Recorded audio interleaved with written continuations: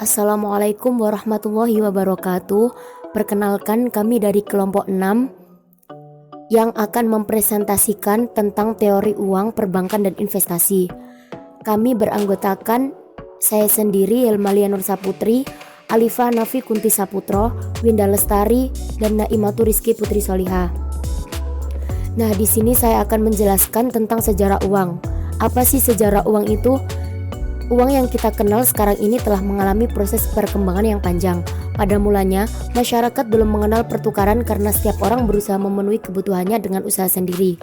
Perkembangan selanjutnya menghadapkan manusia pada kenyataan bahwa apa yang diproduksi sendiri ternyata tidak cukup untuk memenuhi seluruh kebutuhannya. Untuk memperoleh barang-barang yang tidak dapat dihasilkan sendiri, mereka mencari orang yang mau menukarkan barang yang dimiliki dengan barang lain yang dibutuhkan olehnya. Akibatnya muncullah sistem barter, yaitu barang yang ditukar dengan barang. Definisi dan jenis uang. Uang berdasarkan fungsi atau tujuan penggunaannya didefinisikan sebagai suatu benda yang dapat dipertukarkan dengan benda lain, dapat digunakan untuk menilai benda lain, dapat digunakan sebagai alat penyimpan kekayaan, dan dapat juga digunakan untuk membayar hutang di waktu yang akan datang. Terdapat 3 jenis uang di Indonesia, yaitu yang pertama uang kartal, yang kedua uang giral, dan yang ketiga uang kuasi. Ketiganya ini juga disebut sebagai uang beredar. Uang beredar dalam arti sempit atau M1 terdiri dari uang kartal dan uang giral, sedangkan uang beredar dalam arti luas atau M2 terdiri dari uang kartal, uang giral, dan uang kuasi. Selanjutnya, fungsi uang. Ada 4 fungsi uang, yaitu yang pertama alat tukar atau medium of exchange. Uang dapat digunakan sebagai alat tukar. Yang kedua, alat penyimpan nilai atau store of value. Harta kekayaan seseorang dapat berupa barang seperti tanah, rumah, mobil, dan harta berharga lainnya.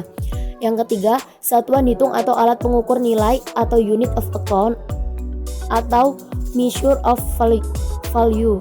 Uang dapat digunakan sebagai pengukur nilai. Yang keempat, ukuran standar untuk pembayaran yang tertunda atau standar for deferred payment. Fungsi uang ini terkait dengan pinjam-meminjam. Perubahan fungsi uang.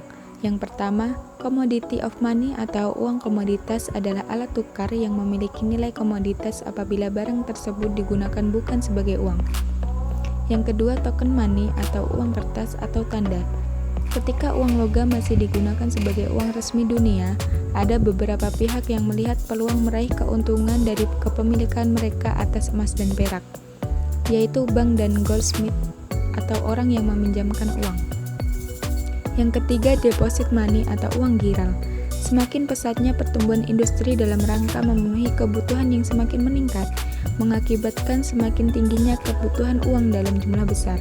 Misalnya untuk keperluan pembangunan pabrik, pembelian mesin, pembelian bahan baku dalam jumlah besar, dan transaksi antar negara dalam jumlah besar. Syarat-syarat uang. Yang pertama, acceptability. Benda itu harus diterima secara umum. Yang kedua, durability. Bahan yang dijadikan uang juga harus tahan lama. Yang ketiga, uniformity. Kualitasnya cenderung sama. Yang keempat, scarcity. Jumlahnya dapat memenuhi kebutuhan masyarakat serta tidak mudah dipalsukan. Teori uang. Yang pertama, teori uang statis. Teori ini disebut statis karena tidak mempersoalkan perubahan nilai yang diakibatkan oleh perkembangan ekonomi. Yang kedua, teori metalisme atau intrinsik oleh KMAPP. Uang bersifat seperti barang, nilainya tidak dibuat-buat, melainkan sama dengan nilai logam yang dijadikan uang. Contohnya uang emas dan uang perak. Teori konvensi atau perjanjian oleh Devanzati dan Montanari. Teori ini menyatakan bahwa uang dibentuk atas dasar pemufakatan masyarakat untuk mempermudah pertukaran. Yang keempat, teori nominalisme. Uang diterima berdasarkan nilai daya belinya. Yang kelima, teori negara. Asal mula uang karena negara. Apabila negara menetapkan apa yang menjadi alat tukar dan alat bayar, maka timbullah uang. Jadi uang bernilai karena adanya kepastian dari negara berupa undang-undang pembayaran yang disahkan. Peranan uang dalam ekonomi. Peran uang dalam perekonomian bisa diibaratkan seperti darah dalam tubuh manusia. Tanpa darah, manusia seakan-akan hendak mati. Kekurangan uang diibaratkan kekurangan darah yang mengakibatkan gairah hidup yang turun dan melemah, yang pada akhirnya manusia menjadi sakit-sakitan. Abraham H. Maslow dalam teori motivasinya menyatakan bahwa kebutuhan manusia yang paling penting adalah kebutuhan fisik. Kebutuhan fisik manusia antara lain barang dan jasa. Untuk memenuhi kebutuhan akan barang dan jasa tersebut, cara yang paling mudah adalah dengan memiliki sesuatu yang disebut uang.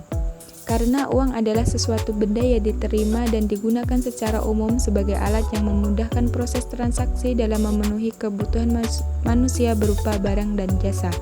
Sehingga secara tidak langsung juga dapat dikatakan bahwa kebutuhan yang paling mendasar dalam perekonomian dan kehidupan sosialnya adalah uang.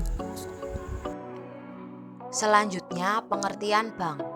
Secara umum, bank disebut sebagai lembaga keuangan yang memiliki kegiatan usaha dalam bentuk menghimpun dana, tabungan, giro, dan deposito, menyalurkan dana, atau memberikan pinjaman kepada masyarakat yang sedang membutuhkan dana dalam bentuk pembiayaan atau kredit. Menurut Undang-Undang Nomor 10 Tahun 1998 tentang Perbankan, bank disebutkan sebagai badan usaha yang menghimpun dana dari masyarakat dalam bentuk simpanan dan menyalurkannya kepada masyarakat dalam bentuk kredit atau bentuk-bentuk lainnya dalam rangka meningkatkan taraf hidup masyarakat. Berikutnya, fungsi bank. Di dalam penjelasan yang tercantum dalam Undang-Undang Nomor 10 Tahun 1998 tentang Perbankan, bank mempunyai dua fungsi, diantaranya yang pertama yaitu menghimpun dana masyarakat, bisa berbentuk simpanan, deposito berjangka, giro, tabungan, dan lain-lain yang dipersamakan dengan itu. Yang kedua, menyalurkan dana masyarakat, bisa berbentuk kredit atau yang dipersamakan dengan itu. Selanjutnya, menurut Kashmir, bank sebagai lembaga keuangan mempunyai fungsi yang penting sebagai penunjang perekonomian suatu negara. Adapun fungsi bank pada umumnya adalah sebagai berikut. Yang pertama, sebagai badan perantara dalam perkreditan, berfungsi sebagai penerima kredit atau berupa uang yang dipercayakan masyarakat seperti tabungan, giro, dan deposito. Yang kedua, sebagai badan yang memiliki kemampuan mengedarkan uang, baik uang giral maupun uang kartal. Yang ketiga, sebagai intermediary finance, yaitu perantara dari pihak-pihak yang memiliki kelebihan dana dengan pihak yang membutuhkan dana. Jenis bank. Yang pertama, dilihat dari segi fungsinya, dibedakan menjadi dua, yaitu yang pertama bank umum. Bank umum yaitu bank yang melaksanakan kegiatan usaha secara konvensional atau berdasarkan prinsip syariah yang dalam kegiatannya memberikan jasa dalam lalu lintas pembayaran. Yang kedua, bank perkreditan rakyat, yaitu bank yang melaksanakan kegiatan usaha secara konvensional atau berdasarkan prinsip syariah yang dalam kegiatannya tidak memberikan jasa dalam lalu lintas pembayaran. Artinya, kegiatan BPR jauh lebih sempit jika dibandingkan dengan kegiatan bank umum. Yang kedua, dilihat dari segi status, dibedakan menjadi bank devisa dan bank non-devisa. Bank devisa merupakan bank yang dapat melaksanakan transaksi ke luar negeri atau yang berhubungan dengan mata uang asing secara keseluruhan. Yang kedua, bank non-devisa. Bank non-devisa merupakan bank yang belum mempunyai izin untuk melaksanakan transaksi sebagai bank devisa, sehingga tidak dapat melaksanakan transaksi yang berhubungan dengan luar negeri. Yang ketiga, dilihat dari segi kepemilikannya. Yang pertama, bank milik pemerintah. Bank milik pemerintah merupakan bank yang akte pendiriannya maupun modal sepenuhnya dimiliki oleh pemerintah. Yang kedua, bank milik swasta nasional. Bank milik swasta nasional merupakan bank yang seluruh atau sebagian besar sahamnya dimiliki oleh swasta nasional. Yang ketiga, bank milik koperasi. Bank milik koperasi merupakan bank yang kepemilikan sahamnya dimiliki oleh perusahaan yang berbadan hukum koperasi.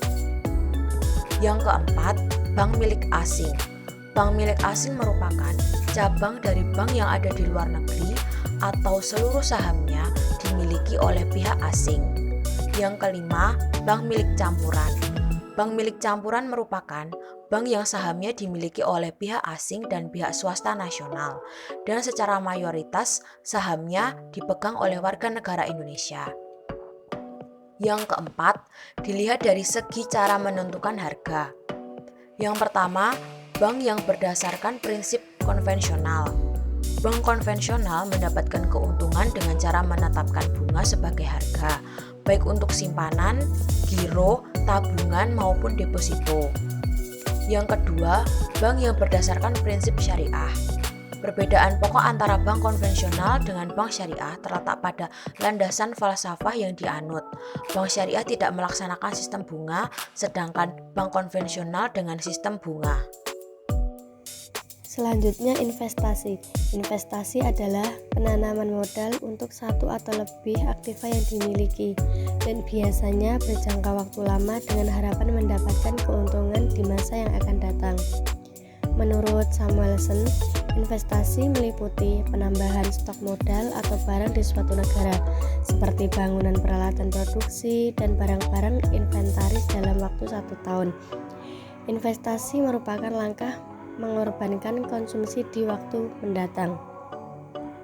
Nah, maka dapat disimpulkan bahwasanya investasi atau penanaman modal merupakan pengeluaran atau pembelanjaan yang dapat berupa jenis barang modal, bangunan, peralatan modal, dan barang-barang inventaris yang digunakan untuk menambah kemampuan memproduksi barang dan jasa atau untuk meningkatkan produktivitas kerja sehingga terjadi peningkatan output yang dihasilkan dan tersedia untuk masyarakat.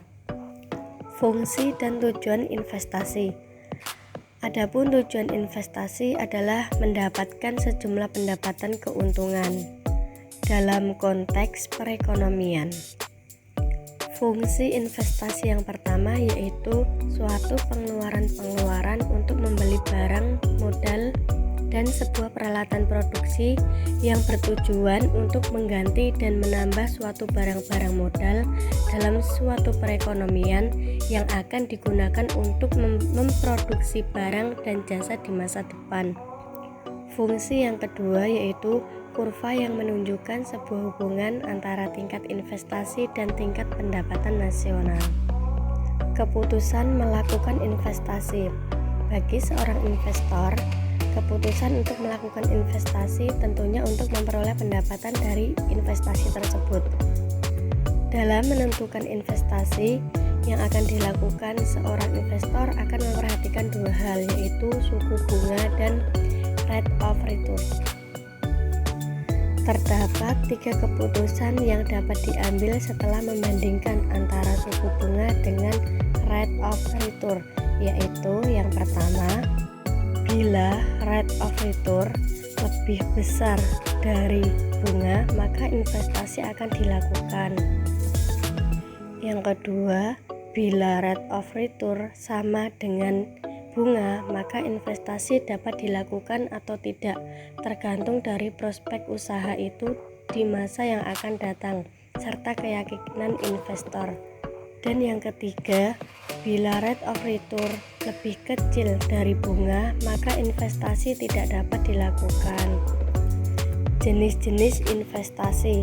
Yang pertama, jenis investasi berdasarkan asetnya. Ada 2 jenis, yaitu real asset, yaitu investasi yang berwujud seperti gedung-gedung, kendaraan, dan lain-lain. Yang kedua, financial asset, atau dokumen surat-surat klaim yang tidak langsung dari pemegangnya terhadap sebuah aktivitas real pihak yang menerbitkan sekuritas tersebut.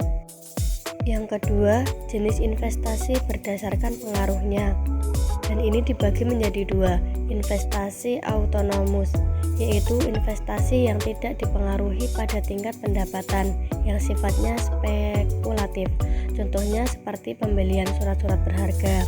Yang kedua, investasi induced, yaitu investasi yang dipengaruhi oleh kenaikan permintaan akan barang dan jasa dalam tingkat pendapatan.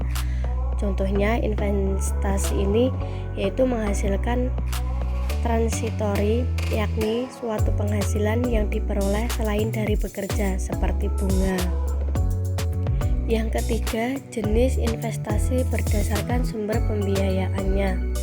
Jenis investasi ini bisa dibagi lagi menjadi dua macam, yakni investasi yang bersumber dari modal asing dan investasi yang bersumber dari modal dalam negeri. Dan yang keempat, jenis investasi berdasarkan bentuknya. Jenis investasi yang berdasarkan bentuknya merupakan investasi yang didasarkan pada suatu cara penanaman investasinya. Jenis investasi ini bisa dibagi menjadi dua macam, yaitu yang pertama investasi portofolio, yaitu dilakukan melalui pasar modal dengan instrumen surat berharga. Contohnya seperti pada saham dan obligasi. Yang kedua, investasi langsung, yaitu bentuk investasi yang dilakukan dengan membangun, membeli total, atau mengakui sebuah perusahaan. Selanjutnya, ada faktor yang mempengaruhi laju investasi. Pertama, pengaruh nilai tukar. Yang kedua, pengaruh tingkat suku bunga. Dan yang ketiga, pengaruh tingkat inflasi. Dan terakhir, pengaruh infrastruktur. Nah, itulah sedikit materi yang dapat kami sampaikan, semoga bermanfaat. Kurang lebihnya mohon maaf. Wassalamualaikum warahmatullahi wabarakatuh.